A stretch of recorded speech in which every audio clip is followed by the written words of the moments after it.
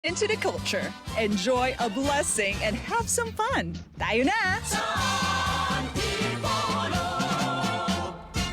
Yan ang Pinoy kultura because our culture is cool. Paano nga ba mag-register para magkaroon ng schedule sa Bagong Pilipinas Presidential Action Center? Narito ang mga dapat gawin. Gamit ang iyong mobile device, pumunta sa eGovPH app. Pwede itong i-download mula sa Apple App Store o sa Google Play Store. Gumawa ng account. Ilagay ang email address, valid mobile number, pagkatapos ay makakatanggap ka ng one-time code sa iyong email. Gamitin ang code sa eGov app para sa verification ng iyong account at ng mga impormasyong ibinigay. Congratulations! Meron ka ng eGovPH app account. Pwede mo na ma-access ang iba't ibang serbisyo ng gobyerno kabilang ang mga serbisyo sa Bagong Pilipinas Presidential Action Center.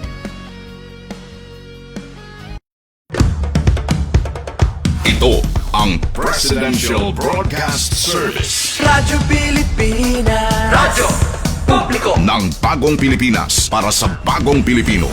Naghahatid ng mahahalagang balita at impormasyon na guugnay ng pamahalaan sa sambayanan. Tulay sa himpapawid ng serbisyo publiko. Radyo Pilipinas. Radyo Publiko. Ang boses ng Pangulo. Sa Mega Manila, 738. Radyo Pilipinas. Radyo Publiko. Usapang budget natin. Eto na ang kauna-unahang radio program ng Department of Budget and Management. Magpapaliwanag sa mga proseso ng paglalaan at pamamahala ng pondo ng bansa para sa kaalaman ng bawat mamamayan. Bawat tanong sasagutin, bawat haka-haka lilinawin, bawat impormasyon detalyadong tatalakayin. Usapang budget natin kasama si DBM Undersecretary Goddess Hope Libira sa Radyo Pilipinas, 738 AM. Ito makalipas ang alas 5 ng hapon. Yes po, magandang hapon Luzon, Visayas at Mindanao. At syempre po sa lahat po ng mga nakatutok, Team Live o replay man po kayo. Welcome po sa ating ika-siyam na episode, Budget Peeps. Tuloy-tuloy lamang po ang pagbibigay namin ng balita at impormasyon sa inyo. Nasaan mang panig ng mundo at bansa kayo. Sa pangalan po ni Department of Budget and Management Undersecretary Goddess Hope Libiran, ako po si Eric Vocal. At syempre may kasamahan akong bago ngayon na ating special guest host. Magandang hapon sa iyo, Jillian. Maraming salamat sa pagpaunlak sa akin. Yun, no? Magandang hapon, Eric. At magandang hapon po sa lahat po ng nanonood. And ako naman po si Jillian Aguirre de Jesus mula sa Department of Budget and Management. At welcome po dito sa Usapang Budget Natin dahil budget natin to. Ang programang ito ay hatid sa inyo ng Department of Budget and Management na papakinggan sa Radyo Pilipinas Radio Publiko 738 kHz sa pihitan ng inyong mga radyo sa AM band. At syempre sabay din po tayong napapanood sa TV. Channel 3 po tayo sa mga gumagamit ng TV Plus habang nasa channels 45 to 49 naman po tayo sa mga gumagamit ng Afford-a-Box. At syempre live din po tayo via FB pages ng Radyo Pilipinas Radio Publiko, Usapang Budget Natin page ng DBM. At syempre po sa FB page po ni Yusek Goddess Hope Libira na mahigit 4.4 million followers na and still counting. Siksik pa rin sa balita at impormasyon ang ating programa dahil marami po kayong aabangan ngayong hapon. Budget, tama ka dyan, no, Jillian. Budget Peeps, halos isang linggo na lamang, syempre, Valentine's na at isa sa mga patok na regalo, yung pagbibigay ng bulaklak, kaya naman isang florist ang ating makakapanayam ngayong hapon. Makakasama natin mamaya, Eric, no, si Jewel Merigo, owner ng Carlina's Flower Shop, para talakayin yan. Abangan po ninyo yan. Pero bago ang lahat, tumako muna tayo sa ating balitang DBM. Narito na po ang ating Budget News. Usapang budget natin. Budget News. 12 minuto makalipas ang alas 5 ng hapon, naglabas po ang Department of Budget and Management ng karagdagang 7.372 billion pesos upang matustusan ng buo ang natitirang cash requirement para po sa Fiscal Year 2025 Service Recognition Incentive o SRI na mga kwalipikadong guro at non-teaching personnel sa buong bansa. Ito ay alinsunod po sa direktiba ni Pangulong Ferdinand Bongbong R. Marcos Jr. na mas palakasin po ang suporta sa ating mga guro. Sa paglabas po ng karagdagang pondo, masisiguro po na ang buo at kumpletong pagbabayad ng SRI, isang benepisyong matagal na pong hinihintay ng ating mga mahal na guro at non-teaching personnel na patuloy po na nagsisilbi upang mapaunlad ang sektor ng edukasyon na tumutulong po sa pagtatayo ng matatag na bansa. Inaprubahan po ni DBM Secretary Rolando U. Toledo ang paglalabas po ng kaukulang Notice of Cash Allocation o NCA noong ika-27 ng Enero 2026 bilang patunay po ng matibay na paninindigan ng administrasyon ni Pangulong Bongbong Marcos na kilalanin ang sakripisyo, dedikasyon at walang sawang serbisyo ng mga manggagawa sa sektor ng edukasyon. Binigyang din po ni Sec. Toledo na ang SRI ay hindi lamang po basta benepisyo para sa ating mga guro at non-teaching staff, kundi simbolo po ng pasasalamat ng pamahalaan sa mga oras na inilaan nila sa pagod na tiniis at sa pusong ibinuhos po sa pagtuturo at pag-aaruga sa mga kabataan. Matatandaan po na noong ika-11 ng Disyembre 2025, inaprubahan po ni Pangulo ang Administrative Order Number 40 na nagbibigay po ng pahintulot sa pagkakaloob ng one-time service recognition incentive sa lahat po ng kwalipikadong kawani ng gobyerno para po sa fiscal year 2025 na magmumula po sa savings ng mga ahensya sa personal services at maintenance and other operating expenses sa ilalim po ng GAA 2025. Sa ikalawang araw naman ng Budget Forum para sa preparasyon ng Fiscal Year 2027 National Budget, binigyang diin ni Department of Budget and Management Secretary Rolly U. Toledo sa mga budget officers ng national government agencies ang kahalagahan ng matibay na kolaborasyon ng central at regional offices ng bawat ahensya sa bansa. Ayon kay Secretary Toledo, ito ay upang tiyakin na ang budget proposals na inihanda ng bawat ahensya ay tumutugon sa mga pangangailangan at prioridad ng bawat rehiyon. Ibinahagi naman ni Undersecretary Mary Ann de la Vega ang kanyang malawak na karanasan sa paghahanda ng budget proposals at tiniyak na tutulungan ng DBM ang mga government agencies sa pagsusumite at pag-finalize ng kani-kanilang budget proposals para sa fiscal year 2027. Sa pamamagitan ng nasabing forum, nagkaroon din ng oportunidad upang makapagtanong ng kanilang budget-related queries at concerns ang mga kinatawan mula sa iba't ibang NGAs. Para sa ikalawang session ng Budget Forum, isinagawa rin ang hiwalay na talakayan at orientation sa paghahanda ng budget proposals para sa mga budget officers ng government-owned and controlled corporations. 15 minuto makalipas ang alas 5 ng hapon, nakiisa po si Department of Budget and Management Secretary Rolando Rolly Toledo sa Phase 2 ng Public Financial Management Competency Program for Local Government Units o PFMCF or LGUs na ginanap po sa General Santos City noong ika-2 ng Pebrero 2026. Sa kanyang mensahe po, ipinaalala po ni Secretary Toledo sa 400 na mga dumalong local budget officers at PFM practitioners ang kanilang mahalagang tungkulin sa epektibong pagpapatupad ng mga programa at proyektong nasa ilalim ng 2026 National Budget. Iginiit po ni Secretary Toledo alinsunod po sa binigyang din ni Pangulong Ferdinand Bongbong Marcos Jr. sa paglagda sa General Appropriations Act na ang pinakamahirap po na gawain ay hindi lamang po ang pagpasa kundi ang pagtiyak sa maayos itong pagpapatupad at sa pagpapatibay po ng tunay na pananagutan upang matupad ng budget ang mga pangako nito sa mamamayan. Pinangasiwaan po ng DBM Regional Office 12 ang aktibidad na dinaluhan ng local PFM practitioners mula po sa General Santos, Coronadal, Kidapawan at Tacurong. Kasamang nakibahagi sa programa sina DBM Undersecretary Margo Salcedo, Acting Assistant Secretary Ryan Lita at Region 12 Regional Director Ahmad Usman. Isa rin si Department of Budget and Management Undersecretary at Manila Bulletin columnist Goddess Hope Libiran sa selebrasyon ng ika-126 na anibersaryo ng pahayagan bilang kinatawan ni Department of Budget and Management Secretary Toledo. Pinanganahan ang pagdiriwang ni First Lady Luis Araneta Marcos, Manila Bulletin Chairman Basilio Yap, Manila Bulletin President Emilio Yap III, Manila Bulletin Publisher Sonny Caloma, Presidential Communications Office Secretary Dave Gomez at Palace Press Officer Undersecretary Claire Castro. Pinarangalan rin ng Manila Bulletin ang 16 ng mga individual, institusyon at programa bilang Newsmaker of the Year para sa taong 2025. Dinaos ang nasabing selebrasyon bilang pagkilala sa legasiya ng Manila Bulletin, ang longest-running newspaper sa bansa. Dinaluhan rin ito ng mga opisyal ng gobyerno gaya nina Senators G.V. Ejercito, Mark at Camille Villar, Miguel Zubiri at Lauren Legarda, at Mayors Joy Belmonte at Francis Zamora.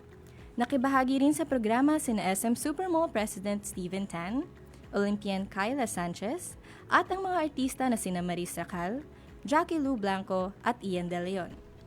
18 minuto makalipas ang 5 ng hapon, nakibahagi po sina Department of Budget and Management Undersecretary Gades Hope Libiran, Assistant Secretary Romeo Matthew Balangkit at ilan po sa mga kawani ng DBM sa Kathabi Fashion Innovation Show na bahagi po ng huling araw ng 2026 Philippine Textile Convention o TELACON na ginanap po sa Philippine International Convention Center noong ika-29 ng Enero 2026. Sa pamamagitan po ni Undersecretary Libiran, nagpaabot naman po ng kanyang mensahe si DBM Secretary Rolly Toledo. Binigyang diin po ni Sec Toledo na kapag namumuhunan tayo sa inobasyon po ng tela ay namumuhunan tayo sa ating mga manghahabi, mga magsasaka, mga taga-disenyo, mga negosyante, mga pamilya, lalo na po ang mga kababaihan at mga pamayanang matagal na pong nagsusulong at nagpapanatili po sa industriyang ito. Dagdag ng kalihim, ang bawat pisong inilalaan po natin ngayon ay nagiging tahi na nagtitiyak ng tagumpay sa hinaharap. Nagsilbing daan po ang 2026 TELACON upang magsama-sama ang textile innovators, researchers, government leaders at policy makers at pag-usapan kung paano patuloy na mapapaunlad ang textile industry sa bansa. Naku, kung napanood nyo po yan, ang galing pong rumampa ni Yusek G. No? At yan po ang kabuuan ng mga tampok na balita sa ating Budget News. Samantala, dyan lamang po kayo, magbabalik po kami makalipas ang ilang paalala mula sa Radyo Pilipinas, Radyo Publiko. Magandang araw, si Dingdong po ito. Familiar ka ba sa tsunami? Sige nga, quiz time tayo. Ano ang karaniwang dahilan kung bakit nagkakaroon ng tsunami? A. May lumubog na barko sa dagat. B. Biglang lumakas ang hangin sa beach. Or C. May malakas na lindol sa ilalim ng dagat. Kung C ang sagot mo, tama ka. Nagkakaroon ng tsunami kapag may malakas na paglindol sa ilalim ng dagat. Kaya kapag may tsunami warning malapit sa inyo, likas agad, kababayan. #panatag ang may alam. Maging panatag Pilipinas.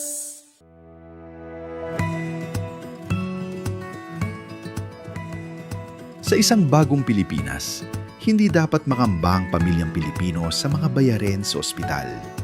Kaya naman sa Zero Billing Policy, libre ang inyong paggamot sa lahat ng mga Department of Health hospitals. Mapa-inpatient, outpatient, o emergency services. Isama na rin ang mga mamahaling gamot,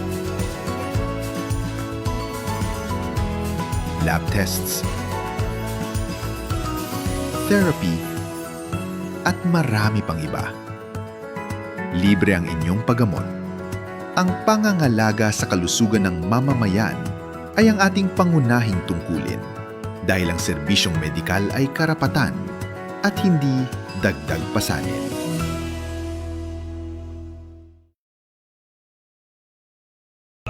Pinalawak Radyo Pilipinas. Radyo Publiko. Radio Pilipinas and Capital 104.3 Collab. Radyo Magazine. Sports Radio.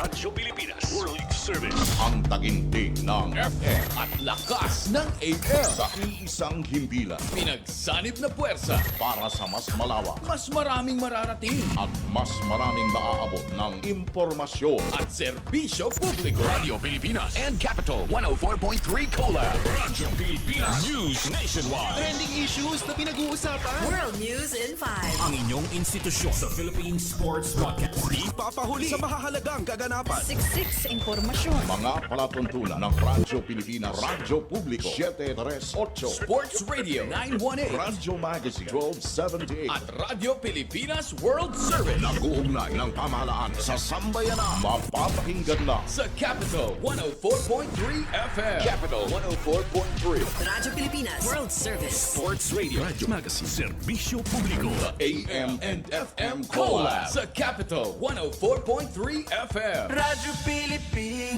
Radio Pilipinas and Capital 104.3 Collab. Nagbabalik po ang usapang budget natin. I-shoutout muna natin, Eric, ang mga nanonood sa ating Facebook live stream. Ayan, nanonood po si Auntie Pau ng Bayan. Ayan, may nanonood dito, Ro and Ha. Baka kilala mo yan. Mga supporters mo ba ito? Hindi. Naku, at syempre, no, shoutout din sa ating kasamahan, ang hepe ng Department of Budget and Management, Media Relations and Monitoring at ating program manager dito sa UBN. Walang iba. Sino pa nga ba kundi ang nag-iisang Richard Vargas. Happy birthday sa'yo! Enjoy your special day, Boss Richard. At kung nasang lupalop ka man ng mundo ngayon, kasama ang iyong pinakamamahal. Happy birthday, Richard. Yun, happy birthday, Sir Richard. At ayun, sana nag-enjoy kasi yung trip at Wait. wag mong kakalimutan. Pasalubong Yan, namin. may nanonood na. Earl Jan de Jesus. Hi! Hello, Earl Jan. Hello. Mukha hello, wala bang ano? Earl Jan? Pag si Pau kasi dito, sa akin, si Sir Richard, sabi niya, sinisinta, pinakamamahal, mga ganon. Ikaw? Sa aking bebo, hello. Yun, Hindi mo siya babatiin Sa ng aking advance, bebo. Happy Valentine's, no? Siya na magpaplano nun. Ayun, at malapit Ayun. na nga. Ayun na nga. At Budget Peeps, isang linggo bago ang Valentine's Day, namasyal ang ating kasamahan na si Pau Borja Maravilla sa tinaguraang Flower Capital ng Maynila, ang Dangwa. Parang kasama mo siya dun, no? Ay, kasama ko pala siya. Oo, panoorin nyo pala. Panoorin nyo ha. May post kami sa usapang budget natin. Pre-nice check namin yung mga flowers sa Dangwa. Yan, kumustahin natin ang ating budget tips. Alamin din natin ang kanilang tips sa pagbibigay po ng regalo sa mga pinakamamahal talaga tuwing love season. Oras na sa ating budget tips. Let's all watch this.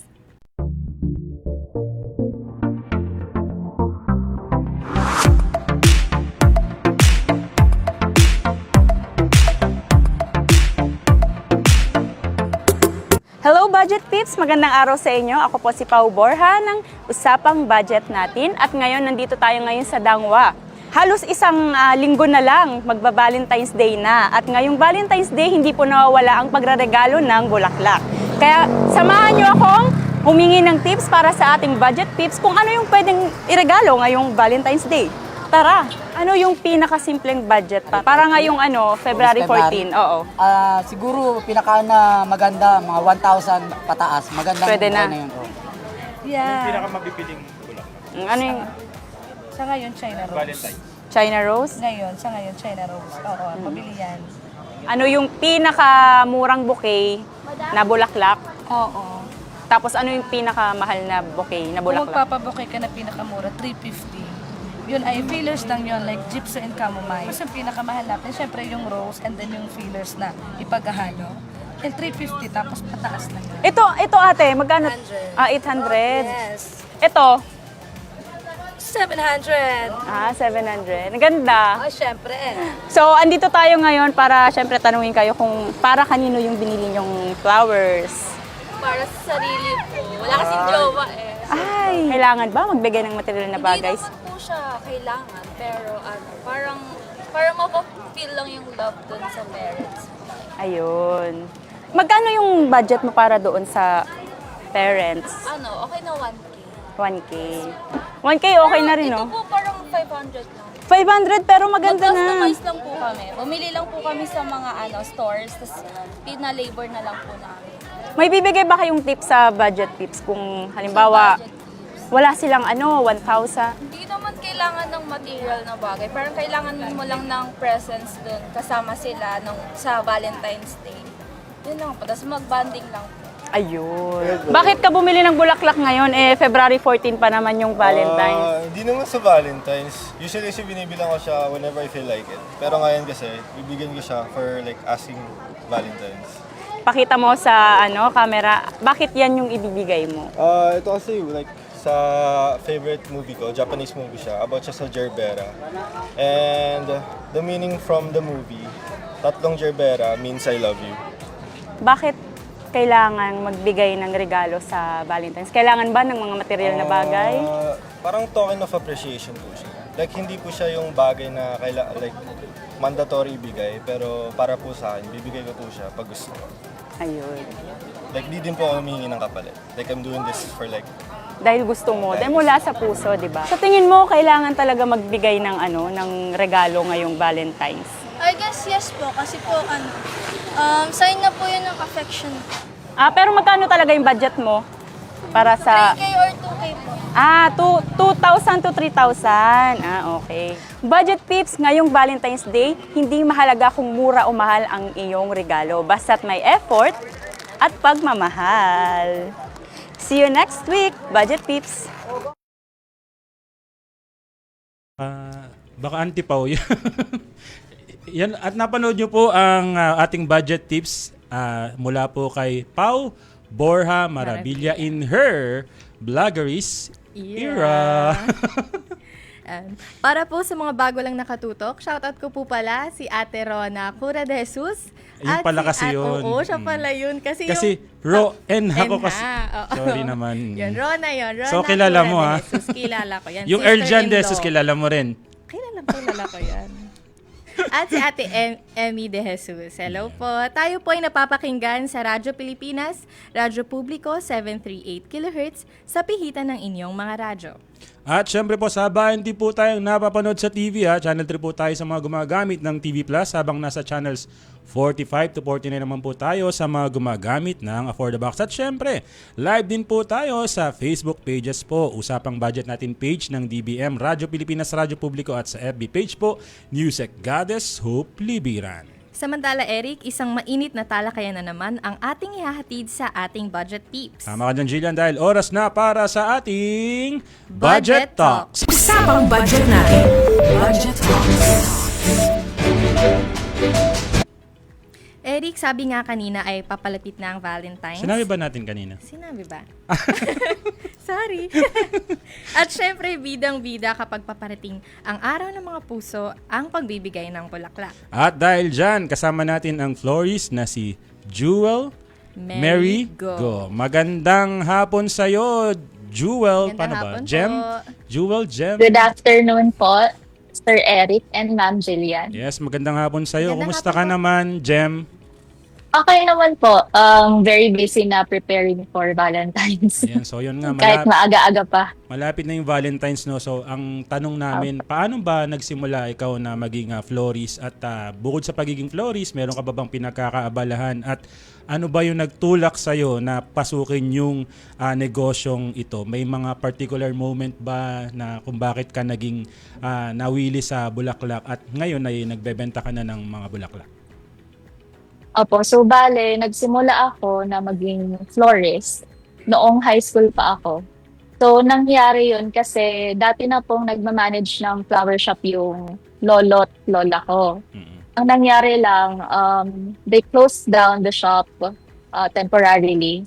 Tapos, siguro mga a few years siya naging hindi operational. So, during those non-operational times, nagsabi yung lola ko, uy, what if i-open mo ulit yung flower shop. Tapos, try mo buhayin ulit. So, sabi ko sa isip-isip ko, sige, try ko nga. Kasi total kulang yung baon ko sa pang-araw-araw. So, yun yung nag-push sa akin na i-try ulit magnegosyo. So, sabi ko, sige, para may pambili ako ng baon, pambili ako ng mga gusto ko. So, try ko yan.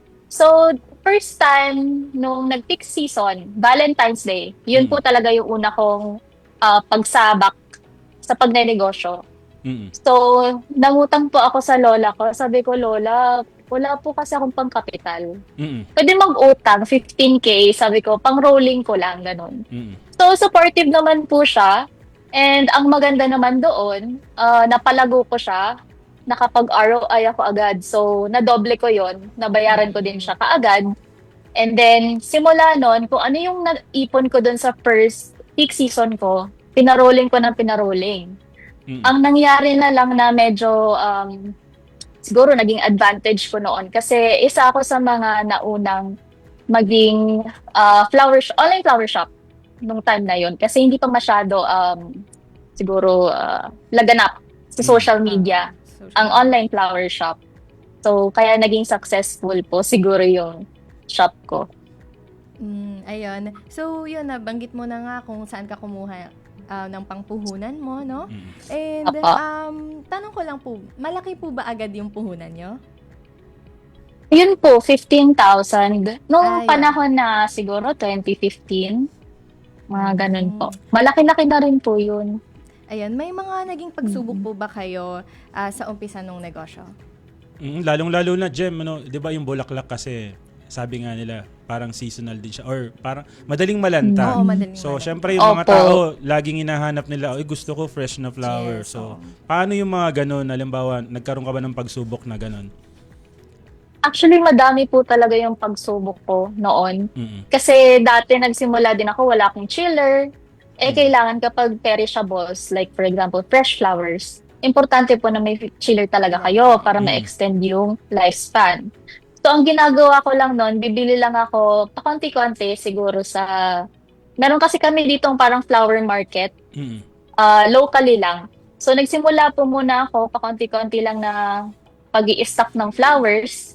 Tapos, nung medyo nagamay ko na okay, malakas pala pag ganitong buwan, malakas pala kapag Saturday or Sunday. Doon ko na siya tina-timing na makapag-stock ako ng marami. Tapos, nag-order din po ako sa Dangwa. So, kung saan kanina si Pao naghahanap ng special mention pa siya. Bulaklak. Doon po ako bumibili ng mga flowers. So, mas makakamura ka kung direkta ka sa wholesaler. Yun lang po yung masasabi ko. Jem, nagsimula... sige, ikaw muna. May follow-up question pa na ako, go. Miss Jem.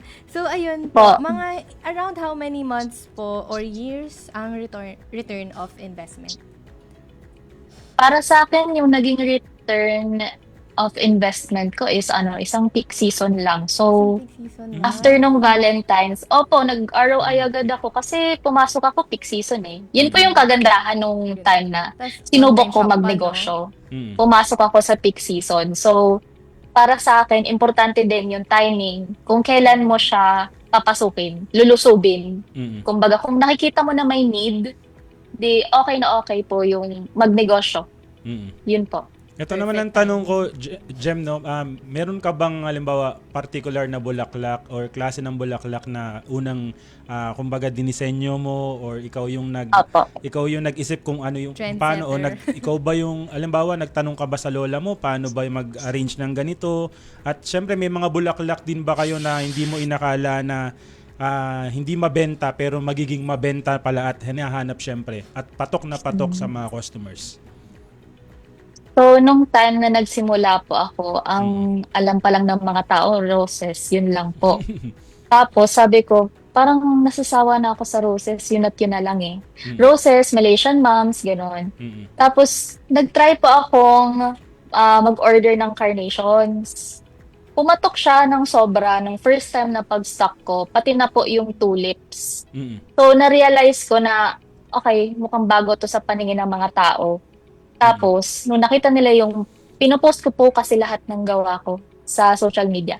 So, pag nakikita nila na may bagong bulaklak, laging malakas na po yung demand doon. Tapos, ang ginagawa ko, nagsistock na lang po ulit ako nung bulaklak na inintroduce ko pa lang sa kanila. Tapos, kumbaga, ang ginagawa ko po, sumasabay ako sa hype, parang ganon, sumasabay ako sa demand. So, kapag napapansin ko na malakas yung demand, kasi nga bago po eh, usually gano'n naman ng tao. Kapag bago po, di ba, medyo, na-excite sila, ganyan, gusto nila i-try. Ayun, dun ko po siya mas sinasabayan yung hype, tsaka yung demand. Order ako ng mga bago para at least, na-engganyo din yung mga customers na, okay, laging may bago dito, ito, try natin to, ganyan. So, yun po. So, araw-araw po bang mabenta yung flower shop nyo? And ano po yung mga pinaka-busy na okasyon? Valentine's po ba? Graduation ba? Or kasal? Or may iba pa? Bale, kung sa totoo lang naman po, syempre, hindi naman po araw-araw mabenta ang flower shop.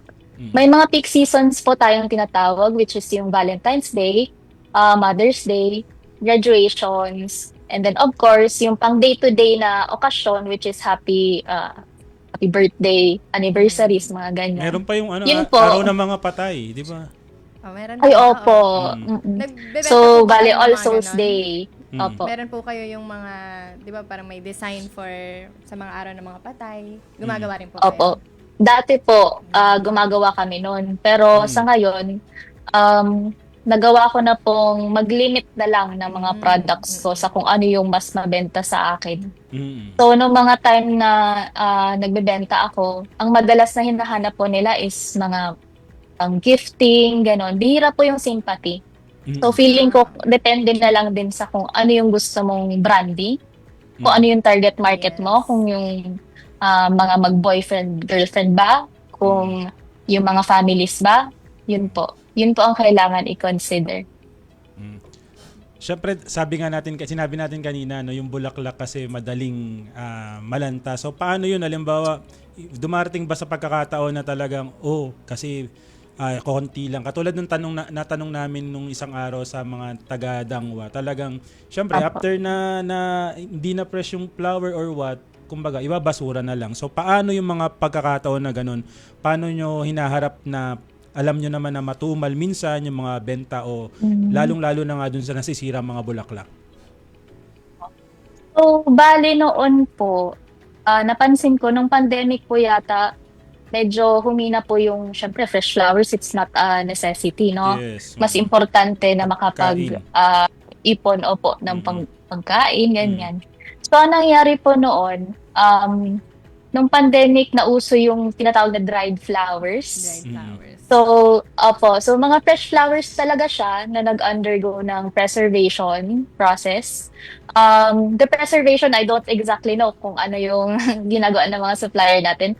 Pero ang nangyayari po is na maximize nila yung supply ng mga fresh flowers kasi nako-convert po nila into preserved and then dried. Tapos, kumbaga ginawa na rin nilang trend na kahit paano maayos mo siya into a beautiful bouquet. Like for example, this one sa likod ko, ayan po, magkatabi, ito fresh, and then yung isa naman ay dried.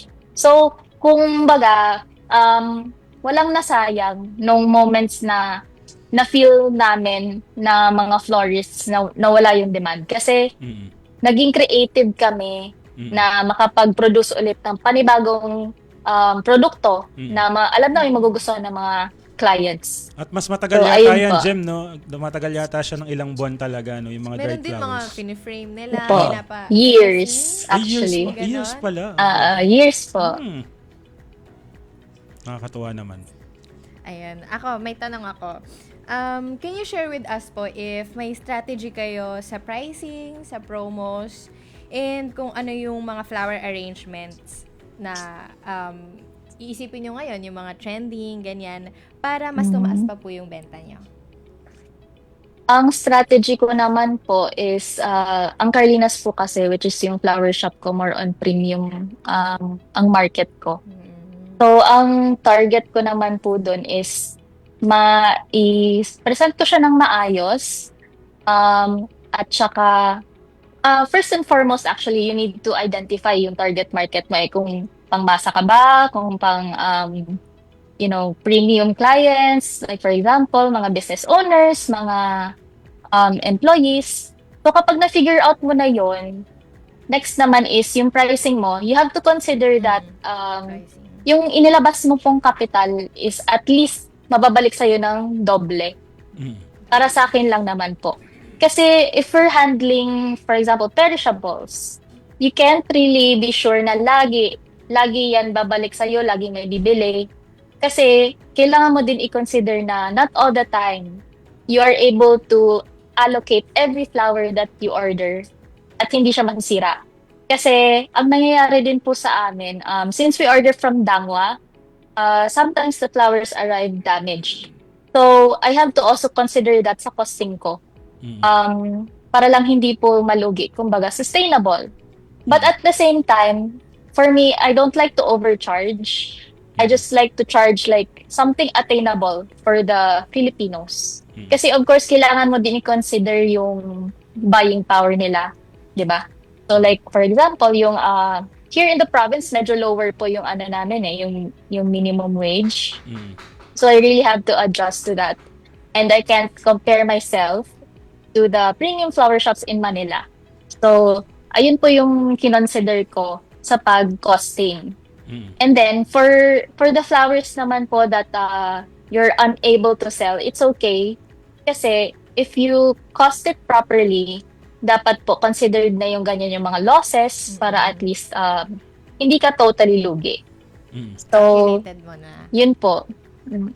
Ngayon ang paparating na yung Valentine's Day, ano yung mga maipapayo mo lalong-lalo na sa mga malalapit sa iyo sa mga bibili ng bulaklak, halimbawa sa pagbibigay ng bulaklak sa kanilang mga minamahal. Kailangan ba talaga mahal para lang masabing mahal or wow, ganun no? O sapat ba yung simpleng bouquet para basta taos puso yung pagbibigay? Para sa akin po ang pinaka-importante, hindi mo kailangan bumili ng mahal. Ang importante is yung effort, yung thought. Kumbaga, sabi nyo nga sa isang episode, nung nandun kayo sa Dangwa, it's the thought that counts. So, hindi mo po kailangan magsakripisyo ng sobra-sobra para bumili ng pinakamahal na flowers. Kasi kung mahal ka talaga niya, kahit anong ibigay mo, kahit isang piraso lang, matutuwa na yan. Basta alam niyang naalala mo. And then, I would advise also na alamin niyo kung ano talaga yung favorite flower niya. For example, tulips. So, okay lang, kahit one stem lang ng tulips, basta alam niya na, ay, naalala niya na ito yung favorite kong flower. Naalala niya na favorite ko ang pink. Kaya yung binigay niya sa akin. Hindi ba't mas nakakakilig yon no matter the size? So ano yung halimbawa magbibigay ka ng halimbawa ng presyo para sa mga nakikinig dito. Halimbawa sa'yo bibili, ano yung pinakamura hanggang sa sabi nga ni Pao yung question na sa isa, pinakamura hanggang sa pinakamahal na presyo? Meron po kaming binebenta na 250 pesos, single stem po yun, ng flower. So may carnations po tayo, may gerbera. Yung carnations and gerbera, tumatagal siya ng 1 week kung everyday mo siyang papalitan ng tubig, bubuntingan. And then, yung highest naman po na price namin is, it can go for even 40K. Depende kung gaano kadaming roses. Kasi mostly sa amin, more on imported flowers po kami. So usually, ang per stem, for example, roses, pumapatak din po yan ng 200 or 300. So it all depends talaga on what you want and what type of flower. Kasi pagka imported po, syempre may kino-consider tayong import fees. And then also yung service fee ng supplier. So for example, sa amin, kinakargo pa po nila. Medyo may patong na talaga dumadating sa amin yung pricing nila. So sa Dangwa, siguro mas mura siya. May babalikan lang pala akong tanong, Jem, no? Kasi 'di ba sabi mo nga yung sa nagsimula ka nanghiram ka bilang usapang budget natin to, nanghiram ka ng 15,000 pesos. So ano ba yung mga pinaggastusan doon halimbawa sa bilang sa magsisimula ng flower shop, halimbawa ikaw nagsimula ka noon nanghiram ka sa lola mo. Ano yung mga kailangan isaalang-alang ng isang magsisimula pa lang na mga gamit or something mga kailangan? Bale, yung pinakaunang binili ko po noon ay mga balde. Kasi syempre, saan mo ibababad yung mga flowers. And then, sumunod naman po, gunting. Kasi, gunting, it may sound simple, pero importante na matalim po yung gunting na ginagamit nyo panggupit ng bulaklak. Kasi kapag mangurol naman po, minsan nasisira yung stem. So, hindi siya nakakainom ng tubig. So, mas madaming damage pagka ganon. And then next naman is yung gloves. Importante po na may gloves kayo yung thick material para hindi po kayo nasasaktan kapag naglilinis ng flowers. Kasi feeling ko, hindi common knowledge na kailangan mo pang linisan yung bulaklak pagkadating. So importante din na may conditioning process po tayong tinatawag na binabalatan yung mga leaves, tinatanggal yung thorns, and then binababad siya sa malinis na tubig. Para maganda po siyang mag-bloom or tumagal din ng ilang araw. So yun po, balde, gunting, and then yung sa flowers na po yung iba. So konti lang naman yung kailangan. Yan, so yun yung mga must-buy and caring tips from Miss Jewel. And ayun, Miss Jewel, bilang florist, ano po yung mga pinakamasayang bahagi ng inyong trabaho? At may memorable po ba kayong karanasan na talagang tumatak sa inyong isip? Ang pinaka-memorable, araw-araw po siguro medyo memorable. Feeling ko yung tumatatak na lang sa isip ko yung mga sinasabi ng clients, thank you so much, ang ganda-ganda. So for me, in general, yun po yung tumatatak sa akin, yung positive feedback ng mga clients na natutuwa sila sa ginawa ko or ginawa namin. Tapos parang siguro ang next doon is yung mga clients, long-term clients namin na nagsusupport sa amin since siguro 2015 or 2018. Tapos ngayon ay ikakasal na. So all throughout those years, sa amin sila umu-order every year. Walang paltos. And then hanggang sa bridal bouquet nila, gusto nila sa amin pa rin manggaling. Para sa akin yun yung pinaka-fulfilling po. Isa talaga na sa parang talaga nung bulaklak yung pag-ibig, no?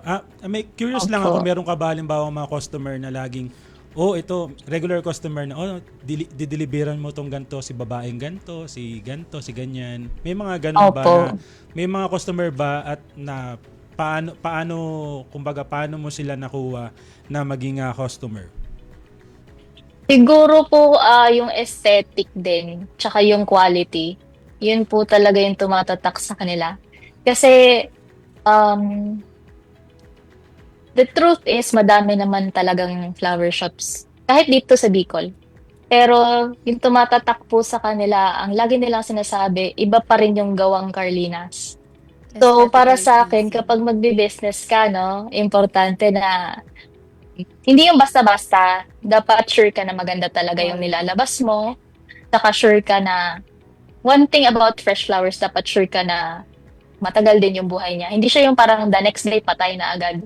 Ibig sabihin, hindi magandang quality yung bulaklak. So, yun po yung priority namin na mag-last ng ilang days yung flowers, which is confirmed naman ng clients na long-lasting talaga ang flowers namin.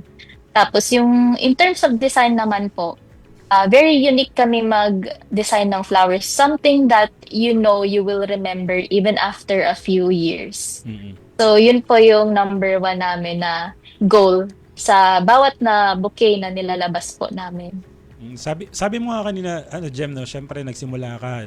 Ngayon ba, paano mo, iniisip mo ba na magtatagal tong business mo bilang isang florist ka o meron ka pang ibang mga pinagkakabalahan na businesses aside from this flower shop? Ngayon po, honestly speaking, flower shop lang po talaga. Full-time. For me kasi, full-time talaga po ever since. Kahit nag-aaral pa po ako, nag-flower shop na ako. Minsan may mga times na uma-absent pa ako sa school kasi may orders, walang ibang gagawa. Tapos, kumbaga siya na rin po talaga yung naging malaking parte ng buhay ko. Pero ang nakakatawa doon kasi nagsimula ako ng business na hindi ko naman talaga gusto ang flowers. So, along the way, natutunan ko na lang na mahalin siya kasi na-realize ko, ang ganda niya pala talaga kapag naayos mo yung pagkakagawa. Para maganda pag-usapan yung bakit hindi mo gusto yung flowers. Di ba lumaki ka sa lola mo na may flower shop kayo. Tapos hindi mo pala gusto, pero ngayon siya na yung, kumbaga, naging... Source of income mo. Bakit? Bakit pala? Siguro isa ako sa mga stereotype na babae na sinasabi nila, ayoko ng flowers. Hindi naman ako mahilig sa flowers, okay lang, walang magbibigay sa akin. Tapos nung na-realize ko, yung mga flowers daw kasi namamatay, kaya ayaw ng mga girls. Alam mo yun, pag kinukuha ganun yung sinasabi nila. Naaawa. Yun yung ganun eh. May ganun ba? Oo. Madami may po. meme kasi nun Kumbaga, yun na lang sinasabi nila siguro kasi probably hindi pa nila na-experience. Pero yun, na-realize ko na ang isa sa mga pinaka-selfless na gift na pwede mong mabigay sa isang tao, sa isang babae, mas lalo na, is flowers. Kasi usually yung flowers, wala namang Kumbaga, advantage yan sa lalaki. More on sa emotional aspect ng babae yan, nagbe-benefit. So, for me, natutunan kong mahalin ang flowers kasi nung nakikita ko na yung ibang mga clients ko din na natutuwa sa mga ginagawa ko, tapos na surprise sila. So, yun po yung fulfillment na bumuo ng pagmamahal ko sa mga bulaklak over the years. Ganda nun So, diba? Nakakatuwa lang, no? Kasi syempre iniisip mo nga yung ng bulaklak na nakakapagpaligaya pala. So, oo, alam mo na. Alam mo na. So ano mabibigay mong payo pala sa mga nakikinig sa atin? At syempre, ano yung mabibigay mo na para sa mga gustong magsimula ng flower shop business at para magpatuloy na bilang isang florist? Ang maipapayo ko po, start small. Huwag mo agad ibuhos lahat ng kapital mo. And then, kapag bumili ka ng first stock mo, pag na-ROI mo, ipa-rolling mo lang. Huwag mo agad gagamitin for your own wants and needs. So, rolling mo lang. Lahat ng na-earn mo sa business mo, rolling mo. Kasi ganun po yung ginawa ko. Ilang years din ako bago makapag-ipon ng malaking pangkapital. So, siguro yung difference lang dun is prioritize ko talaga na mapalago yung business ko. So, isa pa, kailangan mo din i-consider yung marketing. Kasi sa panahon ngayon na may social media na, kailangan mong i-post, lagi ka lang magpo-post ng mga gawa mo para nakikita ng mga tao. Tapos, yung sinasabi nga po nila sa marketing na hindi porket walang nagla-like, walang nag-order. Hindi po yung totoo. Kasi sa amin, wala masyadong likes yung posts namin pero sobrang dami naming clients. Everyday meron po kami. Kahit isa, kahit dalawa, pero everyday meron. So, wag ka agad-agad mawawalan ng pag-asa na porket walang naman sinang posts mo. Ibig sabihin walang bibili sa'yo. That's not true. And then, to be inspired always, you have to look at other florists also and their work. So, hindi pwedeng sa sarili ka lang huhugot ng inspiration. For me, I like to look at my competition, not really as a competition, but more like a community. So, everyone has their own personality and own way of designing. So, what I do, nagbabase ako sa mga gawa nila and then makikita ko, okay pala, maganda to. In my own bouquets, ina-apply ko yung nakikita ko sa ibang tao. So, I wouldn't really want to take credit all to myself na ako lahat nito gumawa. No. Kasi parang pinag-ipon-ipon siya na inspirasyon galing sa iba't ibang mga florists all over the world. Yung mga gawa kong produkto sa ngayon. So, totoo rin yung sinasabi nila na no man is an island. It also applies to floristry. So you can't create something beautiful if you don't have inspiration. So yun po. Yung masasabi ko. Yun, no?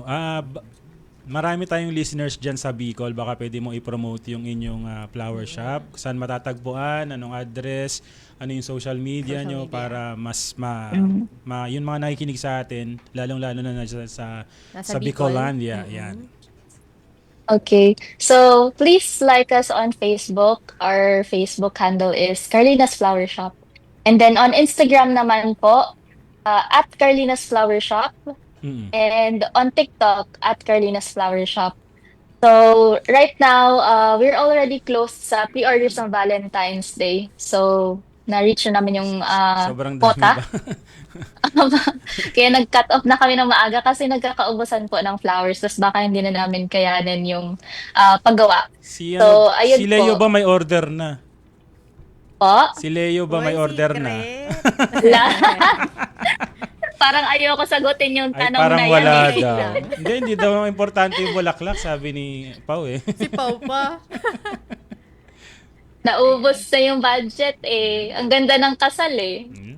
Ako, maraming salamat sa iyo, Jewel Mary Go. Thank you so much Carlina's po. Flower Shop. Maraming salamat Thank you po. Thank you po, Sir Eric. Thank you, Ma'am Jillian. And also, especially kay Pao Borja, my good friend from college, for inviting me because it was such an honor to be here in your episode and to share about what I do every day.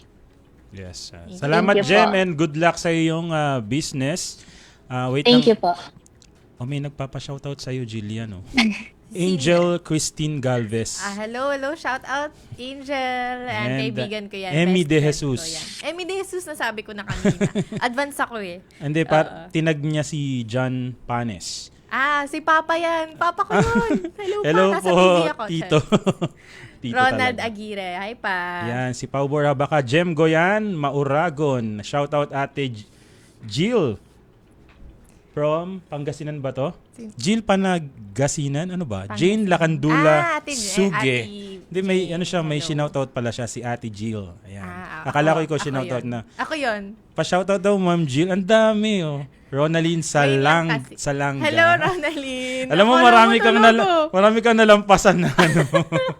Hindi ko kasi nakikita, sorry. Ayun, so, Pasensya na. okay lang. At dyan po nagtatapos ang usapang budget natin. Tiyak kung minapulot kayong aral at bagong mga kalaman sa tinampok namin dito sa aming programa, lalong-lalo na syempre para sa mga mag-celebrate ng Valentine's at kung ano pa man. Samahan po ninyo kami ulit next week, dito pa rin sa himpilan ng Radyo Pilipinas, napapanood din sa TV, at syempre via Facebook Live ng Radyo Pilipinas, at usapang budget natin page ng DBM, at sa Facebook page ni DBM USEC Goddess Hope Libiran. Na may higit 4.4 million followers na. Antabayanan po ninyo ang susunod na programa, ang Salam Radio. Muli sa pangalan po ni Department of Budget and Management Undersecretary Goddess Hope Libiran, very gorgeous, ako po si Eric Vocal. Ako naman po si Jillian Aguirre de Jesus ng Department of Budget and Management. See you next week, same time, alas 5 ng hapon hanggang alas 5 ng gabi. Dito lamang po sa inyong favorite Friday habit, ito po ang Usapang Budget Natin, dahil budget natin to. This is a public service.